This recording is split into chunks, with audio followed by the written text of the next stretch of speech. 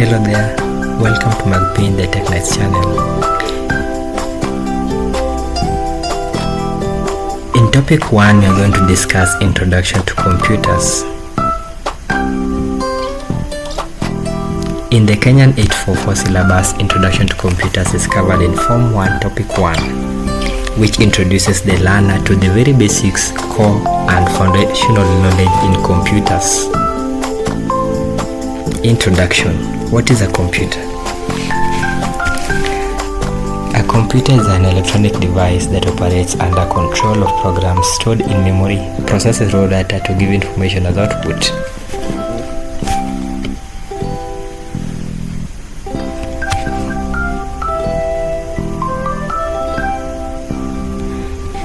It accepts data as input and transforms it using special instructions called programs to produce the desired output. Key components of the definition. What you should note about this. The most important thing is that a computer is an electronic device. Electronic meaning that it uses electronic signals to process data. It uses electric energy to operate. Programs. Any computing device must have programs, set of instructions that tell the user, tell the computer, not the user, tells the computer what to do. What is data? Data are raw facts and figures that do not have much meaning to the user. And lastly, information. Process data that is meaningful to the user. Process data or the output that is meaningful to the user. How computers work. How do computers work? Essentially, how do they work? Computers take input, they process it and produce output. During input, computer accepts data and instructions. During processing, data is manipulated according to instructions. And during output, results are transferred to output devices, or they can be displayed.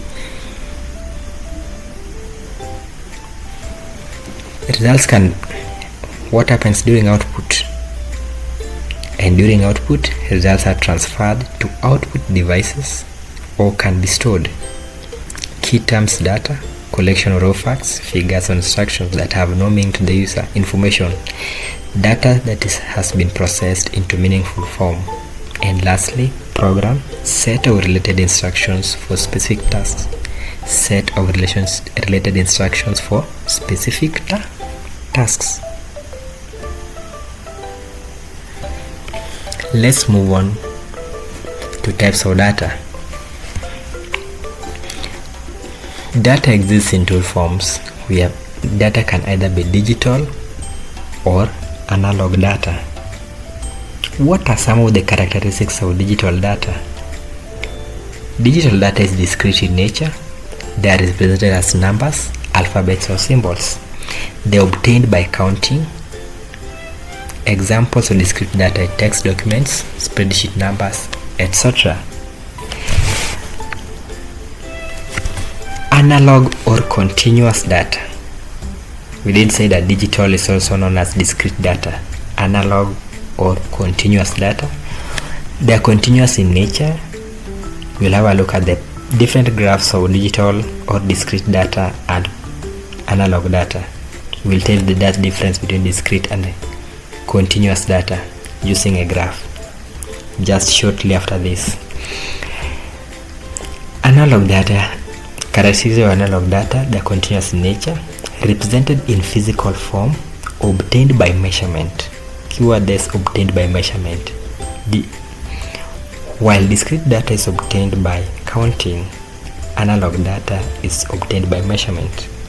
Examples include pressure, temperature, humidity, sound waves, etc.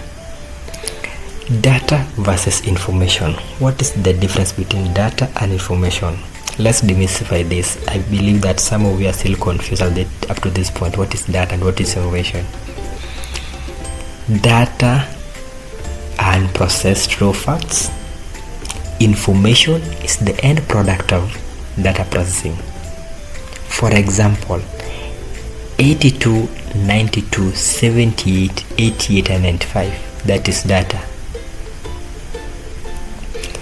But whenever you say that student's average grade is 87.6, a B plus grade or an A plain grade, that is now information. Data is not arranged in any form. Information is arranged in meaningful format. Data has no meaning. If it has, it is very little it has little meaning to the user.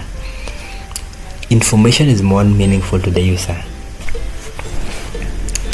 Data cannot be used for decision making. Information can be used for decision making.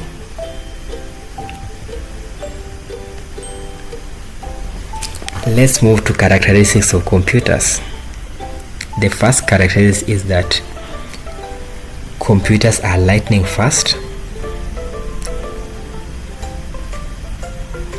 Computers operate at extremely high speeds measured in fractions of seconds, like the milliseconds, microseconds, nanoseconds, and even picoseconds. First generation computers were slower compared to the current machines. So that's all about speed of evolution of speed of evolution. The second characteristic is accuracy. Computers never make mistakes unless the user does. Computers built-in self-checking features. And lastly, the GIGO principle. Dear viewer, never forget the GIGO principle. Garbage in, garbage out. If you feed in your machine wrong data or inaccurate data, you'll get inaccurate information. If wrong data is entered, wrong results will be produced. Computer processes exactly what it receives. We have reliability. Computers are very reliable in that they produce correct answers with correct instructions and data, consistent results every time, and works continuously without getting tired. Not like your neighbor over there can complain of water getting tired and all sorts of complaints. As for computers, they work tirelessly. We have storage. Computers store large amounts of data in small space. Data can be retrieved when needed, protected with passwords for security. So those are just a few examples of storing your data in a computer. We have versatility. Another characteristic, versatility, can perform many different tasks used in various fields and applications. The same computer used in school, we can install a different program inside that computer and use it in a bank or in the military. That's why we are saying that computers are very versatile. Automation. Computers work automatically once programmed, follow instructions without human intervention. We have diligence. Computers never gets tired or bored. Same speed, same accuracy for all operations. Day in, day out, year in, year out, century in, century out, unless there is a breakdown. We move to the next thing, parts of a computer system. Parts of a computer system. You can see we have the mouse here, the keyboard here, the system unit, and the monitor. Main components, we have the system unit, which houses the CPU and other components. Some of you are fond of calling the system unit the CPU. The system unit is not a CPU. System unit houses the CPU. CPU is just a small component on the motherboard. So do take note of that. Input devices, they are used to enter data in the computer. For example, you have the mouse here and the keyboard. Output devices, they display results. For example, the monitor here. And the storage devices, they store programs and data. For example, flash disks, hard disks, and the rest. The system unit contains the CPU, brain of the computer, motherboard, power supply unit, memory storage devices, and disk drives. Someone will ask you, what are some of the components or devices stored inside the system unit. Please mention the CPU, motherboard's power supply unit, memory storage, and lastly, disk drives. Let's move to input devices. Definition: devices used to enter data into the computer. Those are input devices. As you can see on the right here, we have keyboard, the mouse, scanner, microphone, camera, and a console, gaming console. Those are some of the input devices. The main function of an input device is accept data for processing. The main function of an input device is to accept data for processing. Another function is to convert data into computer readable form. State two functions of an input device: accept data for processing, convert data into computer readable form. Examples of input devices: we have the keyboard for typing text and numbers, mouse, pointing device for navigation. We have the scanner, converts documents to digital format. We have the microphone for audio input. We have the camera for image stroke video input, and lastly we have the joystick or gaming controls.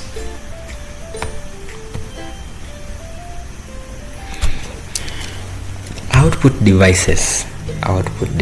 You can see the speaker here, printer here, projector here,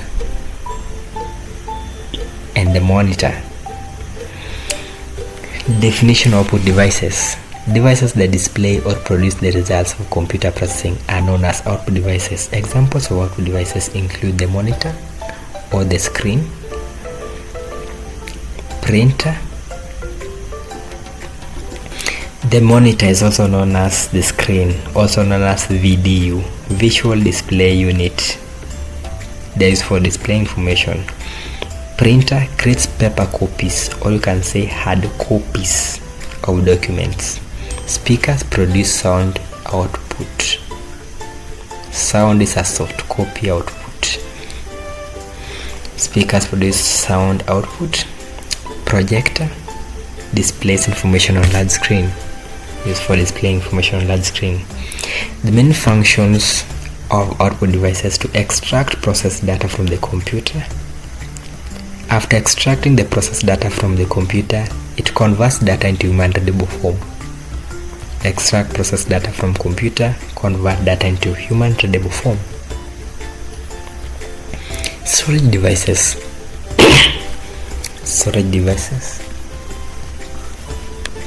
From what you can see on the left, I have primary or main storage, and on my right I have secondary or backing storage. Primary or main storage, they include RAM and ROM.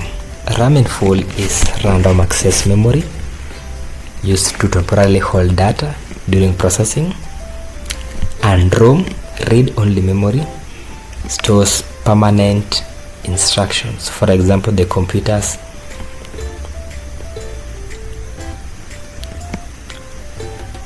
hardware instructions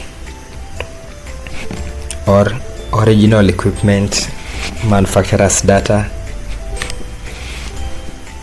firmware data. Used for immediate processing needs. Primary storage is mostly used for immediate processing needs, while secondary storage is used mainly for backing up. We have hard disk, main permanent storage inside the computer is a hard disk. Nowadays we have the solid state drives. In the new machines we have solid state drives. We have optical discs. We have the DVDs, CDs, and Blu-ray discs. We have the flash drives. Those are called secondary or backing storage. And lastly, we have cloud storage, online storage, e.g. Microsoft OneDrive, and Google Drive.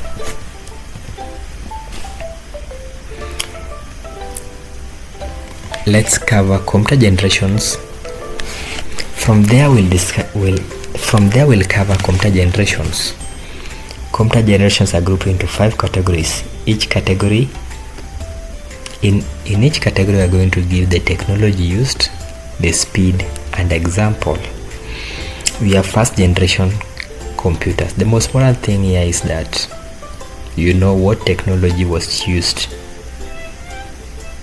for processors during each and every stage of computer generations. In the first generation they used vacuum tubes which process data in milliseconds. An example of a first generation computer is an ENIAC, as you can see on the top right corner image of the screen. Vacuum tubes, you can see it on the top left corner. In the second generation from 1957 to 1963, technology used was a transistor. You can see the transistor there. Speed was in microseconds. An example is IBM 1401. You can see on the center left image.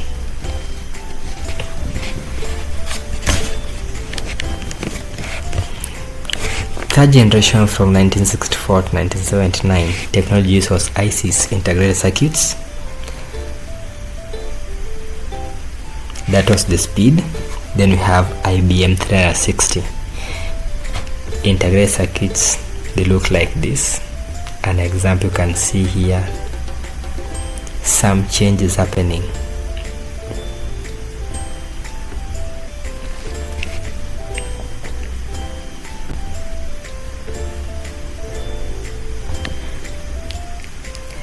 Continuations. Fourth generation computers use large scale integrated circuits and very large scale integrated circuits.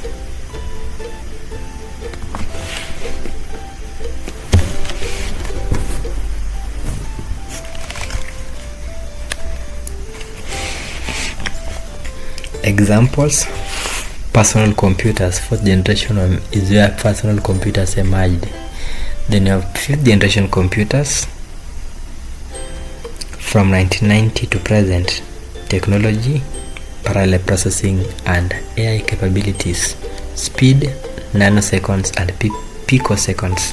Features: we have artificial intelligence, internet connectivity, among others. Examples of fifth generation computers: we have the IBM Watson, IBM Deep Blue, Google Brain, Fujitsu K computer, etc.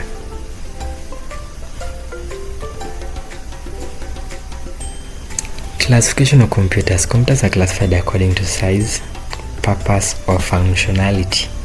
Computers are classified according to size, purpose, or functionality. Let's have a look at classification according to size.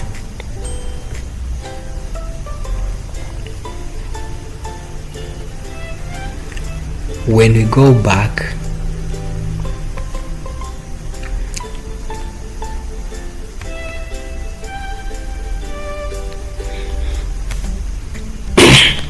under computer generations, please note that as we move from first generation to fifth generations, the computer becoming smaller and smaller in terms of size and cheaper in terms of price. That's why in between 1979 to 1989 or 1979 to present, more and more people were able to acquire computers due to emergence of personal computers. So as we move from first generation to fifth generation, price decreases, size also decreases. First generation computers were huge, fifth generation computers and fourth generation computers are very small.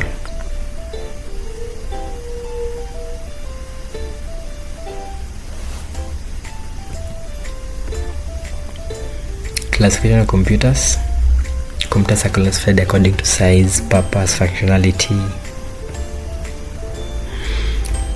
Classification by size.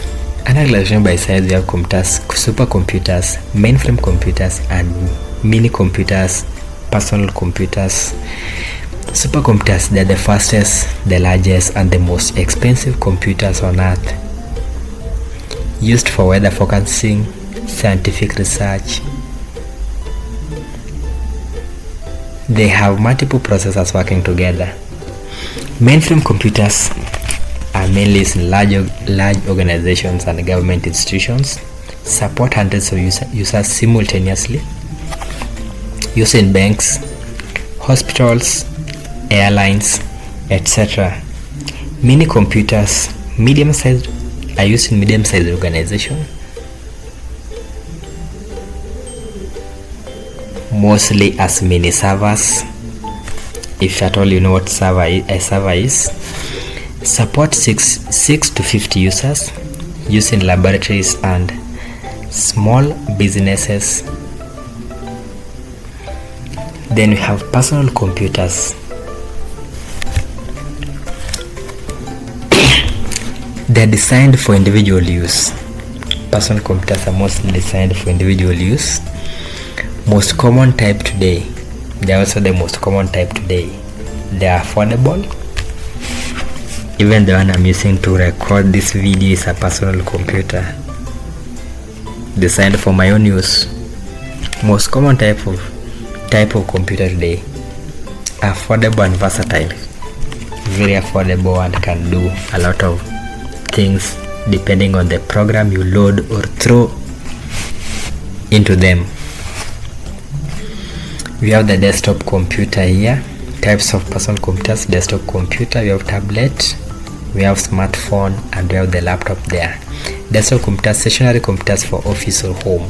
They are stationary, meaning that you cannot move with them from one place to another. Laptop are portable. I can put it in my bag, walk with it majestically to work and back. Tablet, touchscreen portable device. Tablets are slightly bigger than smartphones. Smartphones, pocket-sized computers with computers used for mainly for communication. Classification by purpose. The second one, classification by purpose. Under classification by purpose, we have general purpose computers and special purpose computers. General purpose computers perform wide variety of tasks, while special purpose computers are designed for specific tasks only. Dear viewers, please take note of that.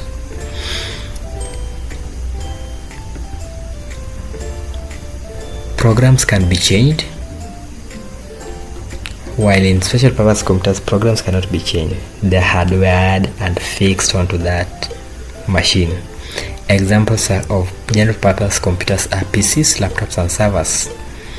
Special purpose computers examples are calculators, digital watches, washing machine computers, ATM, etc. Classification by functionality. Under classification by functionality, we have digital computers and analog computers. Here, computers are classified according to the type of data they can process. Classification by functionality. Computers are classified according to the type of data they can process. Those that can process discrete data are known as digital computers. Those that process continuous data are known as analog computers, while those that process both discrete data and continuous data are known as hybrid computers. Digital computers, they process discrete data, zeros and ones, handle numbers, letters, symbols. They are the most common types of computers available today. Examples of digital computers include PCs, personal computers, smartphones, calculators, etc. Analog computers process continuous data, measure physical quantities. Examples include speedometer. Speedometer does measure physical quantities, right? Yes. Thermometer, bathroom scale, etc. Hybrid computers combine digital and analog processing. Examples include hospital monitoring system. hospital monitoring system, blood like the blood pressure monitoring system. It will monitor the pressure of your blood, which is pressure is a physical quantity, then display it on a screen using a digital device. You can see the difference between digital signal and analog signal graph. One is continuous and wavy, one is box like. And that welcomes us to something called advantages of using computers. What are some of the advantages of using computers, and why should you use computers? Before you buy a computer, when you're making decisions, you are supposed to ask yourself, why should I use computers? What are the demerits and what are the merits of using computers? Some of the merits of using computers include speed and efficiency, because computers process data much faster than humans, handle multiple tasks simultaneously. Accuracy and reliability. Computers are mostly error-free and produce consistent results every time. Storage and retrieval. Computers store vast amounts of data within a small space, and also retrieving data inside the computer is very fast, very quick. And finally, we have economic benefits. Computers reduce paperwork and manual labor. By reducing paperwork, they preserve our forests.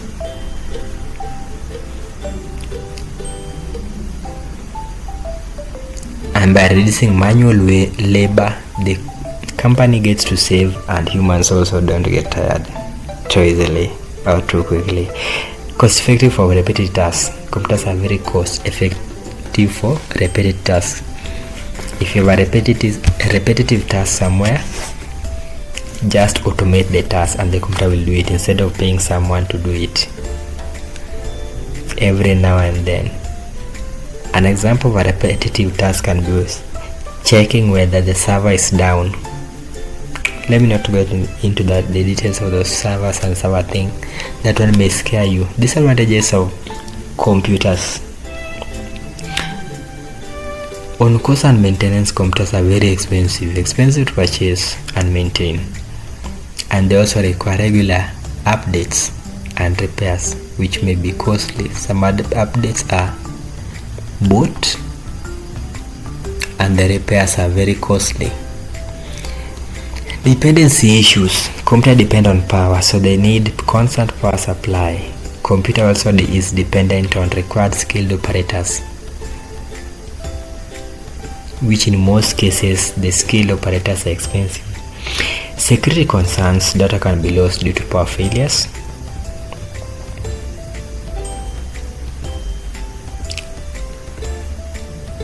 Or vulnerability to viruses and hacking.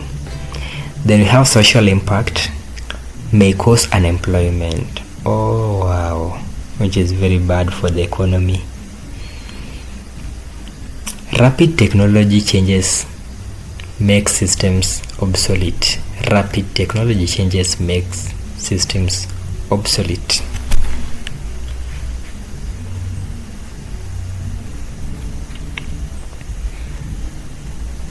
That means that what was the hottest tech last time may not be the hottest tech in future.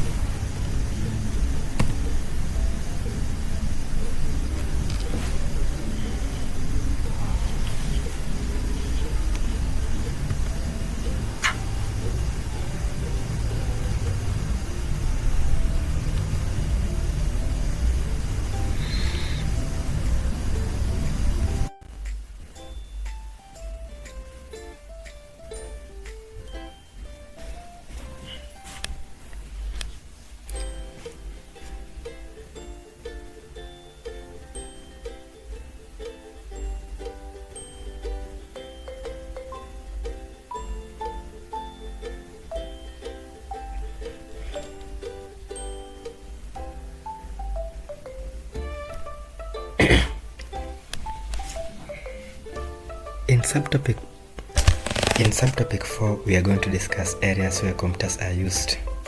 The first one will be in education.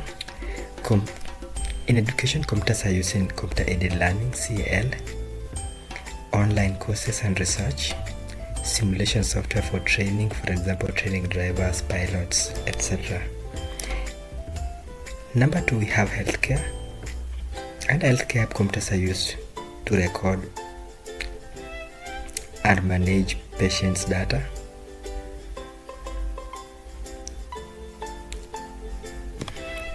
Medical imaging and diagnosis, and computers are also used in life support and computers are also used in life support systems.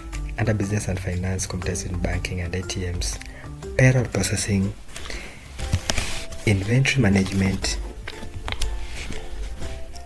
In entertainment, computers are used in gaming and multimedia, music and video production.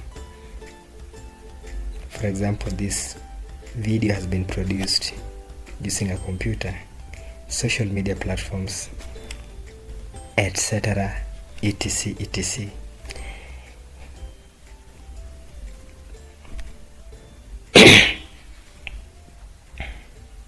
In the next subtopic, we're going to learn about the computer laboratory. What is the computer laboratory? Some of the considerations you should have a keen look on when setting up a computer lab. On the left is a typical Kenyan computer lab setting. As you can see, computers, keyboards, mouse, and there on the table. This is a Kenyan high school computer lab setting. Definition of computer laboratory. A computer lab is a special room prepared for state installation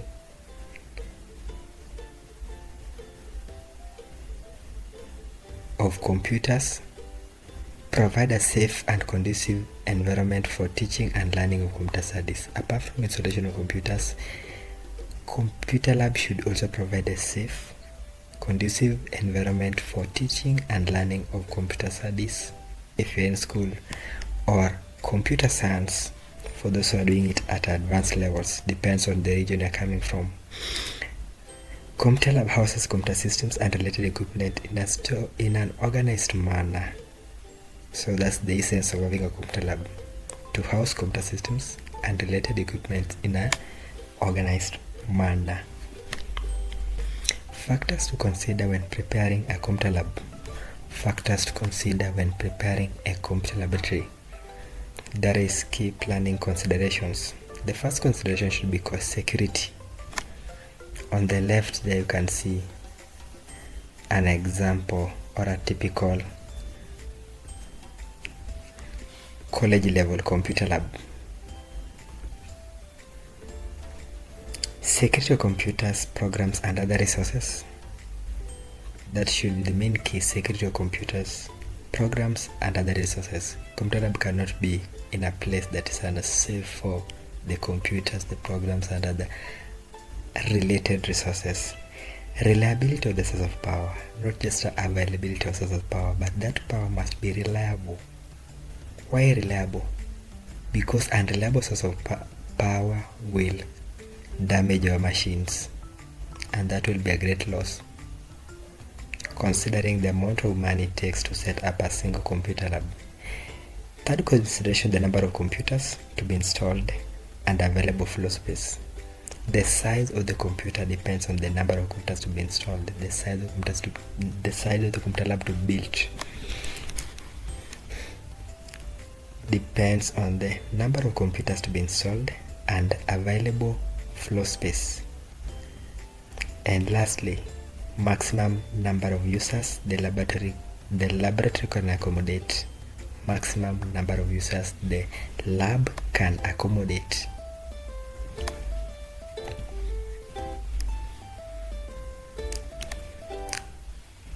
Now that we've looked at the definition of a computer and some of the key considerations before you set up your computer lab, let's have a look at some of the behavior rules or entry protocol when getting inside a computer lab. such as this one shown here. Entering the computer lab.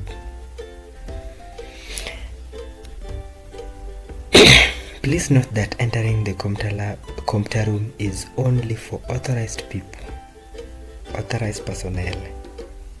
Only authorized people should enter the computer room. Please remove shoes before entering to prevent dust. This one is relative, it depends on the level and the type of your computer lab, but it is always wise to remove shoes before entering to prevent dust. No smoking or exposure to dust. Don't smoke in a computer lab. Please do not. No foods. That includes toffees, chocolates, chewing gums, or drinks. Collect waste materials and put in dustbin. Every computer lab should have at least a dustbin where waste materials should be put. So please don't leave waste materials on the floor. For the safety of computers and for the safety of the users of the computer lab, collect waste materials and put it in a dustbin. While in the computer lab, please avoid unnecessary movements. While in the computer lab, avoid unnecessary movements. Only trained users should operate computers, or unless you are being trained or being oriented on how to use computers for the first time. Please, computer lab is only for those who know how to use the computer lab and the computers inside the computer lab. While leaving or entering the computer lab, please shut the door properly. Don't just bang the door.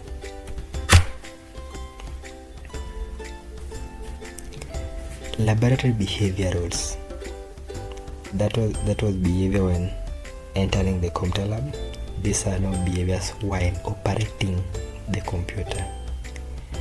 Let's have a look at starting and shutting down.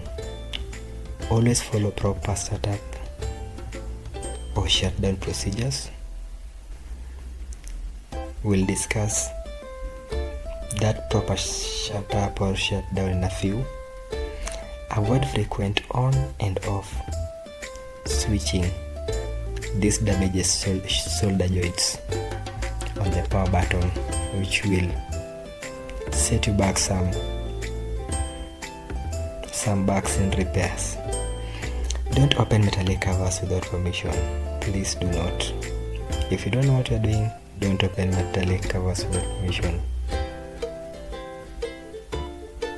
Even if you know what you're doing, please ask for the teacher's permission or the lab technician's permission. Never open covers when the power is on. Save all work before shutting down. Remove floppy disks before shutting down.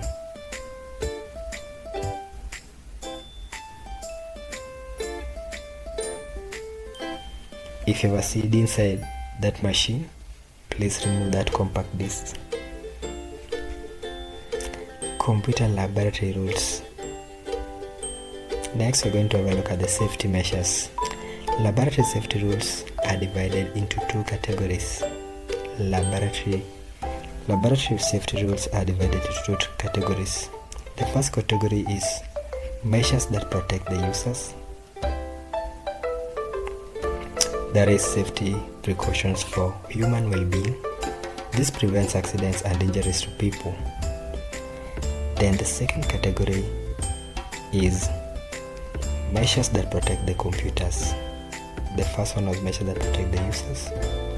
As the use of the computers and the computer laboratory, there are some safety precautions that we should observe for our own personal safety, and also to protect the computers from damages. Measures that protect the computer: safety precautions for equipment protection. They prevent damage to hardware and software. The first one, let's have measures that protect the users. That is personal safety in computer lab. Measures that protect the users. Personal safety in the computer lab. The first category is electrical safety.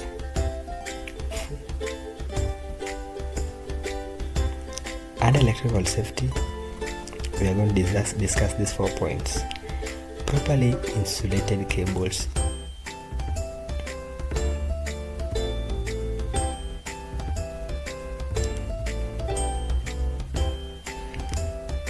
Properly insulated cables should be put away from walkways. No exposed wires or damaged cables should be in the laboratory. That one are risking shocks, danger, and even death due to shocks. Very dangerous, never do that.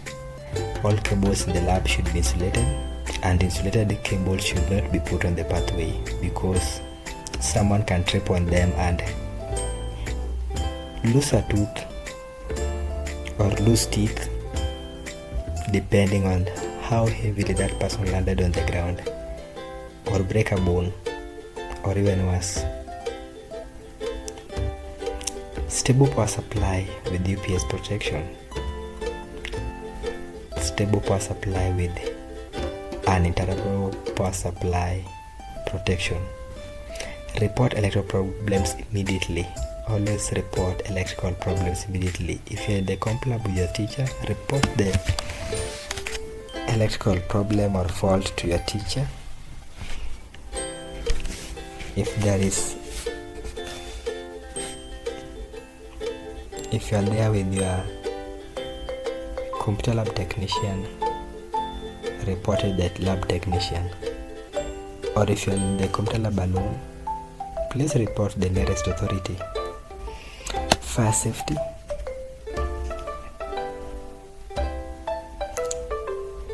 Only carbon 4 fire extinguisher should be used.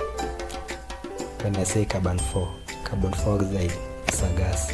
So in short, only gaseous fire extinguishers should be used. Never water, because water may cause electric shock when they land inside those electrical components of the computers. Water may also damage computers by causing rusting. Powder may clog the moving parts of the computers, such as the keyboard, may enter the springs of the keyboard and make them not work as intended. No smoking in the computer lab for obvious reasons. Keep inflammable chemicals stored safely. And lastly, no emergency exit procedures for your comp lab. Very important. On physical safety, please remove shoes to prevent slipping. Avoid unnecessary movements. Proper furniture and seating arrangement should be there too. Adequate lighting to prevent eye strain. Adequate lighting to prevent eye strain.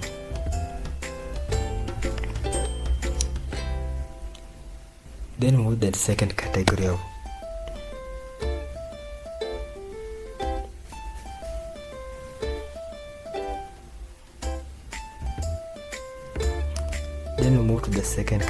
computer laboratory rules, that is equipment protection rules. Measures that protect the computers. Equipment, also known as equipment protection rules. Starting with environmental protection. Yes, environmental protection. Dust control. Remove shoes. Use dust covers to cover the computers. We don't want dust inside our computers, our machines, so kindly remove shoes when entering the computer, and most importantly, use dust covers to cover computers when they are not in use or during cleaning. Temperature control. Proper ventilation or air conditioning should be inside the lab. Humidity control. Maintain 50% humidity level, because high humidity or very low humidity may damage our machines.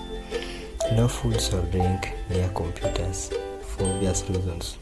Clogging. Food will clog the computer moving parts. Drinks may point to metallic parts and cause rusting. Power protection rules. Under proper protection use, we suggest to use an interruptible power supply. Why? To stabilize voltage supply and also protect the machines from power surges and brownouts. And lastly, proper grounding of electrical systems. Physical protection. Under physical protection, handle equipment carefully, not dropping or bumping. Please do not drop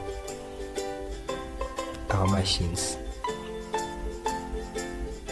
Carry them with great care, put them down with great care, or if you are to put them somewhere up, do it with great care. Don't place heavy objects on computers. Avoid that. Don't place heavy objects on computers.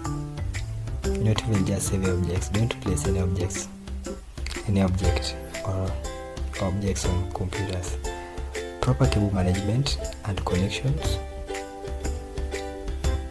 That is very important. Proper cable management.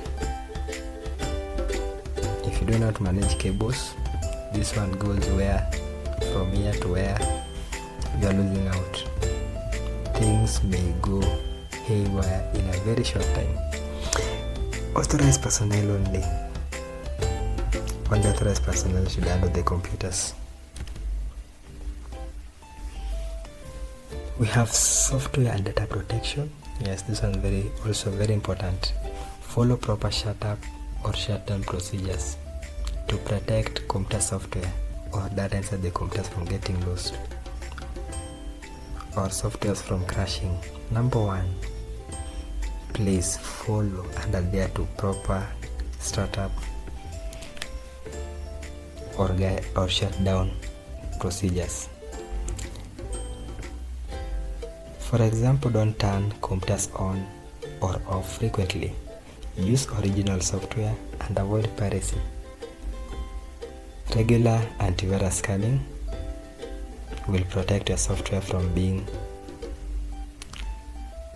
destroyed or data from disappearing. Backup important data regularly. Always back up your data. It can be daily, hourly, depending on the need of that data and how important the data is. So always back up. If possible, set auto backup. Maintenance practices. These are things to do with the cleaning, so always do regular cleaning and servicing. Use manufacturer approved parts and supplies during maintenance. For example, if you're using a laptop and you're changing the battery, HP battery should only be replaced with HP battery. Avoid using generic or fake batteries or any other fake component of the computer to replace the other inside that computer. Report problems immediately. Don't attempt unauthorized repairs.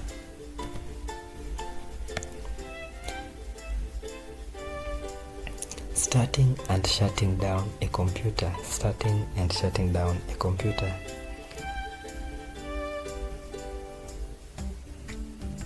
Starting a computer is also known as booting up or booting. Booting a computer, starting up a computer. You should know that, dear learner, dear viewer or viewers. Starting a computer is also known as booting up a computer or just booting. So during booting, ensure all connections are secure. This by secure, I mean that all the peripheral devices should be connected to the appropriate peripheral device. For example, the mouse should be connected to the appropriate port on the system unit. The keyboard the same. The monitor the same. Plus any other useful peripheral device should be connected to the appropriate ports. Firmly fixed. Always confirm that before powering on your machine.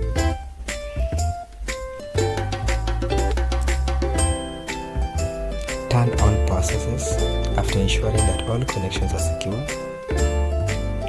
meaning that everything's connected to the right.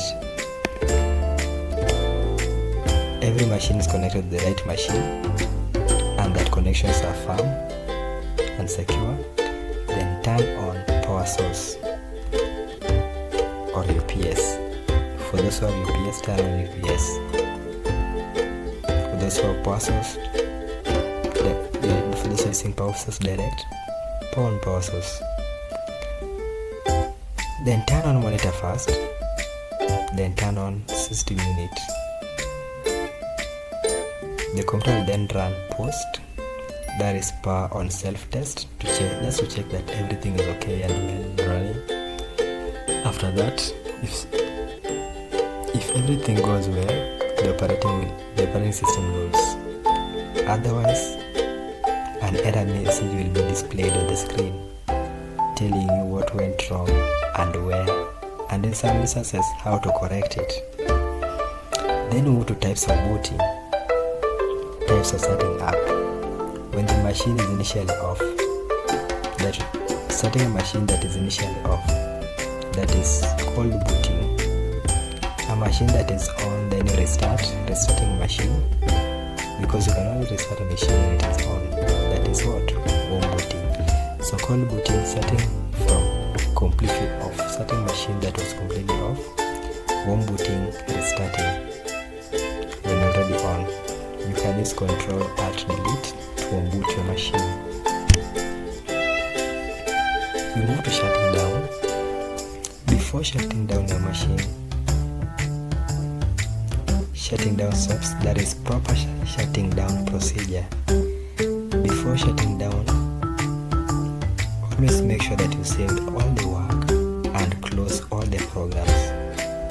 After that, remove any disk from drives. It could be a compact disk of any form, or a flash disk, or an external hard disk, or a memory card. Remove any disk from drives. Place. Use proper shutdown command. If you don't know them, you can use the shutdown command on the start menu, assuming that you're using Windows operating system. Click Start, Shutdown, select Shutdown, wait for Save to turn off message, then turn off monitor. After that, turn off system unit, and only after that you will now turn off UPS or power source. Then walk out slowly. Walk out slowly. We've talked about this UPS.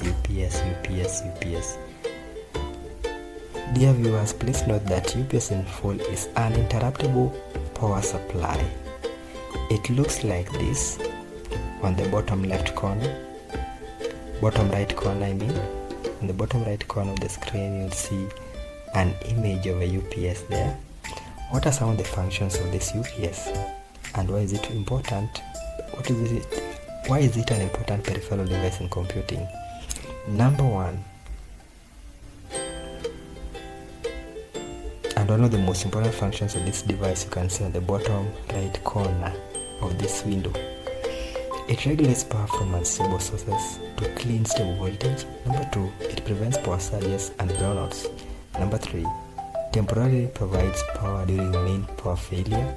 Number 4, alerts users of power loss by beeping whenever power goes off this machine. This small boy or big boy down here will always beep. And why does proper shutdown matters? Proper shutdown procedure. Why does it matter? Number 1, the reason why we should properly shut down a machine. Number 1 and the most important one is to prevent data loss. That's why we are doing what? We are doing proper shutdown procedure of our machines. Prevent data loss. Then we have protect programs from corruption. It protects programs from being corrupted, extends hardware life, maintains system stability. After that, we move to practical hands-on skills. That is keyboard and mouse basics. Practical hands-on skills. Keyboard and mouse basics. Dear viewer, remember that in this sub-module in this topic. The first topic we're going to cover are just the basics. So starting with the basics of keyboard. What is a keyboard in the first place? A keyboard is a device that you see on the right hand side. On the right hand side there is this big gear here. This one is a key. This one is a keyboard. A keyboard is an input device. Input means that they are used for entering data into the computer. Input used for entering data into the computer. So a keyboard is an input device for typing data and instructions into the computer. Classifications or categories of computer keys. As you can see on the right here, these keys are categorized nicely into 7 groups that we are about to see here. I'll start with function keys. On top here we have F1 all along to F12.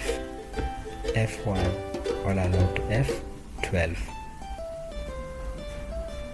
F1, F4, F5, F8, F9, F12. You can see they're grouped in 4s. In some keyboards they're not grouped in 4s, they're just left like that and arranged neatly one after the other. F1 to F12, that is, those are functional keys. Function keys. Examples F1 to F12 located at the top of the keyboard, as you can see on the right here. Why are they used? What are they used for? These are special commands that vary by program. For example, F1 always gives help in most applications. F2 to F12, they are program specific functions. So this one varies from program to program. So that's why you cannot dwell into the details of F2 and F12. But F1 in most cases is used for help in applications, computer applications. Then we have alphanumeric keys and alphanumeric keys. We have A to Z, 0 to 9, the space bar, punctuation marks, comma, period, etc. These keys are used for typing text, numbers, basic symbols in documents. So dear learner, whatever you can see here, under this area here, this one, all these are what? These ones here. Leave alone these ones, just this one, this one, this one, this one, as we go like that, like that, like that, like that, up to here 1, 2, 3, 4, 5, 6, 7, 8. These ones are known as alphanumeric keys. Alphanumeric keys. From here to here to here to here, like that, like that, like that, like that, like that, like that. These ones are known as alphanumeric keys. A to Z, 0 to 9, spacebar, function marks, comma, period, etc. Use case: typing text, numbers, basic symbols in documents. Move to numeric keypad keys. On the bottom most, here is where we have the numeric keypad keys. Examples: 0 to 9, 0, 1, 2, 3, 4, 5, 6, 7, 8, 9. Or else plus, minus, multiplication, decimal point, etc. Plus, minus, decimal point, division, multiplication, among others. Why are they used? What's the importance of the keyboard? Fast entry numeric data and mathematical calculations. They are majorly used for fast entry numerical data and mathematical calculations. Instead of using this 1 to 0, we are using this one down here. It is much faster than using the other one from the alphanumeric keys. So these keys on the other side These ones are known as alphanumeric keys. Never forget alphanumeric keys. Please note that alphanumeric keys only works when numlock is on. Alphanumeric keys only work when numlock is on. So the first light here is always for numlock, followed by caps lock. So these keys will only work on condition that numlock is on. When numlock is off, they will never work. You try typing but nothing will come out.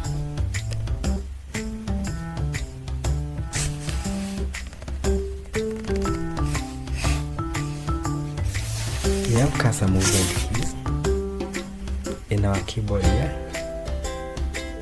Cursor movement keys, we have these ones here. No, these ones are the arrow keys. Cursor movement keys, they include the arrow keys. We have page up, page down, page up, page down, home,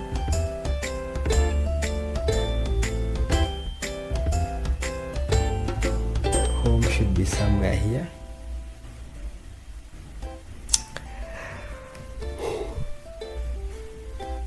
and end. So keys that are here, in most cases they are known as cursor movement keys. Remember, these ones were numerical, so these ones will be cursor movement keys. Topmost from F1 to F12, those ones are known as functional keys. Then from here this way, these ones are known as alphanumeric keys. We have editing keys. Examples include backspace. Backspace, this is the backspace, the symbol for backspace. We have the delete key. Delete key should be somewhere here.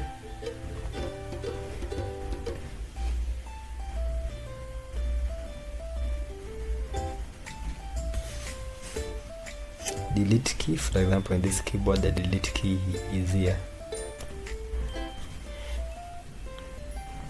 And insert key.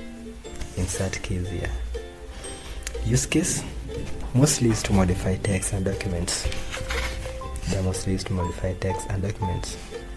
Backspace deletes characters to the left of the cursor. Delete key deletes characters to the right of the cursor. Insert toggles between insert and overtype mode. We learn about insert and overtype mode when dealing with Microsoft Word. Special PC operation keys. We have special PC operation keys. For example, the enter key. This one is the enter key in this one, and this one is the enter key in this one. In most cases, they have similar shapes, and if you cannot see the similar shape, it has a symbol that looks like this: an arrow with a small tail that facing upwards, an arrow with a small tail that is facing upwards. That's the enter key.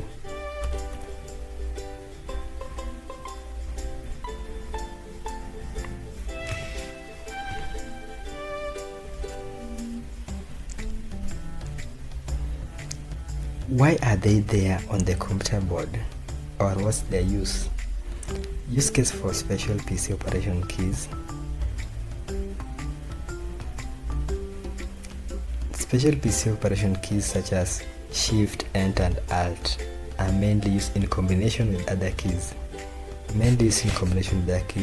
To perform a specific command, to execute a specific command. They are mainly used in combination with other keys to execute a specific command.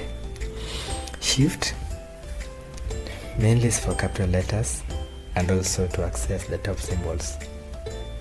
If your caps lock was off and you press Shift with any letter, that letter will be written in caps, will be typed in caps. Also, if you want to access the top letters, for example in 5 here, in 5 just above T, you want to access this percentage, just hold Shift down and press 5. Hold Shift down and press 5 to access the top symbols. Do that for the rest of the keys that have got some symbols at the top. Then you have Control or Alt. Control functions. This one's also used to together with other keys to perform or to execute certain command. Escape mostly is to cancel or exit current operation. You can use to escape to exit a program or to cancel a certain operation. That one depends on the program. Example. Then lastly, the last category of keys are toggle keys. Toggle keys, these are keys that can be put on and off. If they're off, then they'll not work. If they're on, that's when they're working. For example, caps lock. You can only write letters when caps lock is on for most cases. Assume that you don't know how to use the shift and the other letter to do that. So keys that can be switched on and off are mostly known as toggle keys. For example, we have the caps lock, the num lock, the scroll lock, etc. Keyboard typing techniques. For you to be efficient in typing or be a good typist, please consider what I'm about to tell you. The first thing, and most importantly, is a proper posture. Always sit upright with feet on the ground, both hands on the keyboard, fingers on home keys. When I say home keys, that I mean by that I mean you'll go and first thing you'll find is F and J. There is some raised bone F and J that you'll feel even when your eyes is closed. When your eyes are closed. Left hand. Please make sure that both the right thumb and the left thumb on the spacebar. Then the remaining 4 fingers, place the first one on F, the rest on D, S and A. When it comes to the right hand, place the first one on J, then the rest on L, the rest on K, L and semicolon. Typing rules. Please take note of the following typing rules. Use all 10 fingers. Start slowly, build speed gradually. Each finger responsible for specific keys. Look at material being typed, note the keyboard, repeat and rinse until you become a better typist.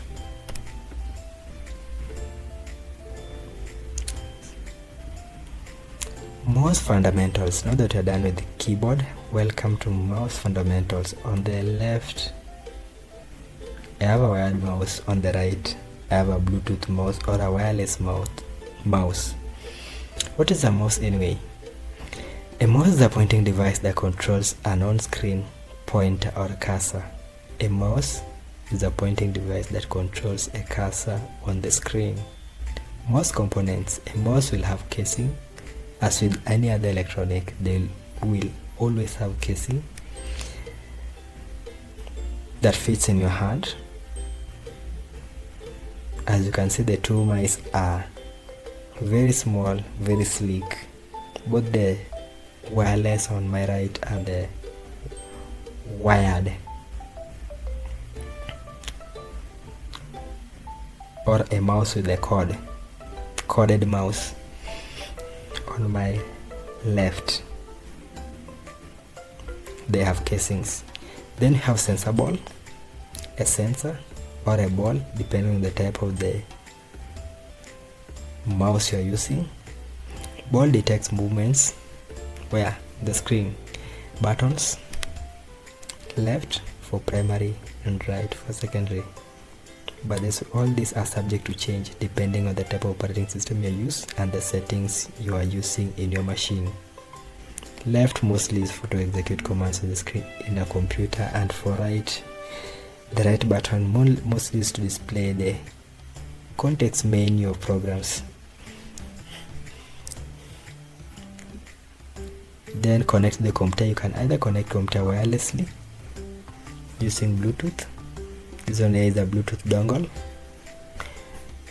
or with a wired. That now comes down to your preference. How to hold the mouse. Grip gently with the right hand. index finger on left button, middle finger on right button, use on flat, smooth surface. Mouse operations, basic mouse actions. We have 4 basic mouse actions, that is pointing, clicking, double clicking, and right clicking. What is pointing?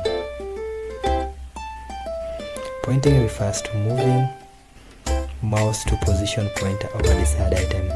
Moving mouse to position pointer over desired item, that is pointing. What is clicking? Pressing and releasing left button of the mouse once.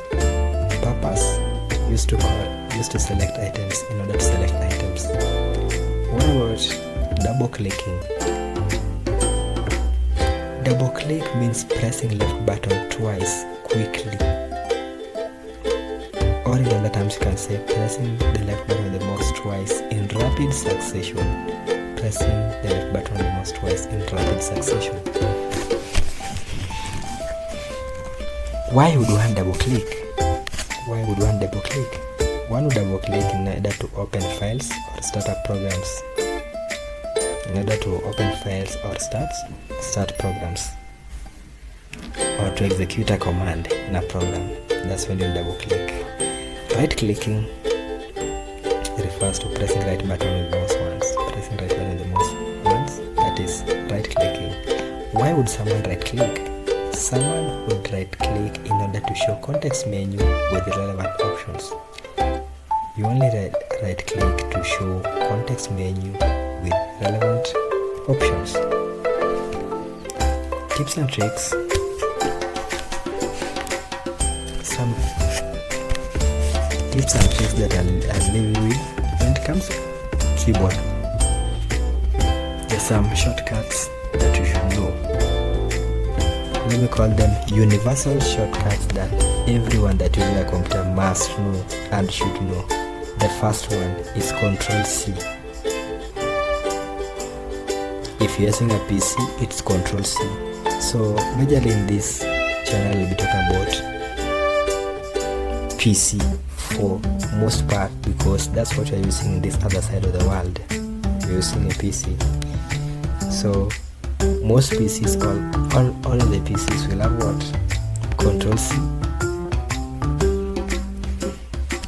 A control button. C is just a letter on the button. Mainly is for copying. Ctrl+V. Control is a button on the keyboard. Control is a button on the keyboard. And V is also a button on the keyboard. Ctrl+V for pasting. Ctrl+S for saving. Ctrl+Z.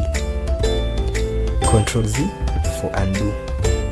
If you want to undo changes, revert to previous state, use Ctrl+Z. We have Alt Tab. Both Tab and Alt are keys on the keyboard. So if you hold Alt down. By the way, when I say Ctrl+C, that means that you hold Control down, then you press C. Hold Control down, then press C. That is after selecting all the items that you wanted to copy. Windows key. Windows key is majorly used to open Start menu for Windows operating systems. Most quick tips. Whenever I give quick tips on keyboard, I must give some on mouse so that no one is left behind here. Single click, used for selection. Double click, open or execute a command or open a program. Right click, showing context menu. Drag, moving objects from one area on the screen to another area on the screen, or from one, it could be one application to another application. Dragging, drag and drop. In fact, that one should be drag and drop. Scroll wheel, navigate up and down across pages. It could be a web page, a slide, Word, or even in spreadsheets. Concepts we've covered so far. Number one, so far Number 1, computer definition and components. We looked at computer definition and components. From there, move to data versus information. From there, move to computer characteristics and capabilities. From there, move to computer generations and evolution. After that, we went on and looked at types and classifications of computers. Then input, output, and storage devices. We also looked at advantages and disadvantages of computers and real-world application of computers. Practical skills covered. We know that practical skills covered are very essential, especially when dealing with computers or anything tech. Tech is a practical subject or topic or course, depending on the corner of the earth you are coming from. So keyboard, we learned about keyboard and the mouse. Practical skills covered mainly for this sub-module are only keyboard and the mouse. Keyboard layout and typing techniques, mouse operations and techniques. We've also covered computer safety and care, proper startup and shutdown procedures.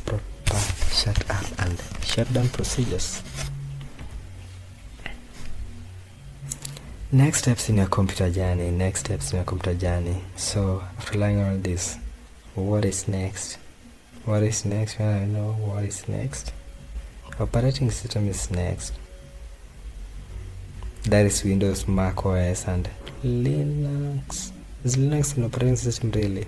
That is debatable, but for now just know that Linux is an operating system. You also to cover software application, that is word processing, spreadsheets, presentations, databases, internet and networking. We also cover browsers, how to browse the web, how to email, and how to create a social media account. We may not do that. Create a social media account? Oh, let me assume that you are too young for that or too old for that. We also cover programming basics, understanding how software is created, advanced hardware, building and upgrading computers. Practice recommendations. Please spend time practicing keyboard typing, even if it means borrowing a computer from your neighbor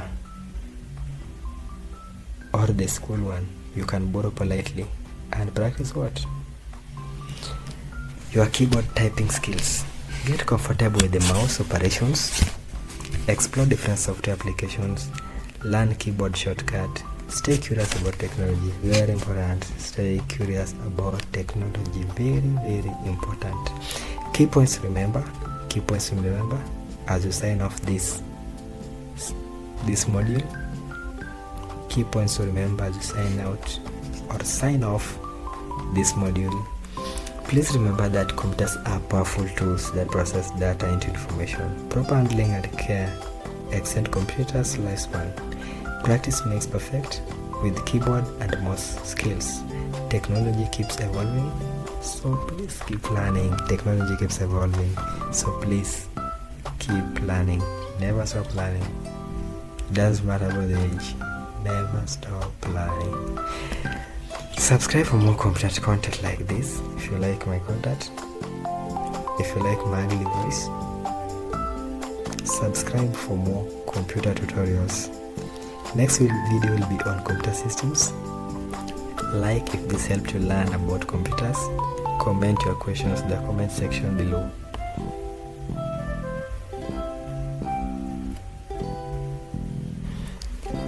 Thank you for watching. Thank you. My 2 subscribers, 3 subscribers, 1 subscriber, 0 subscriber. Thank you for million subscribers, billion viewers. Thank you for watching. See you in the next sub-module. Not sub-module, but in the next module.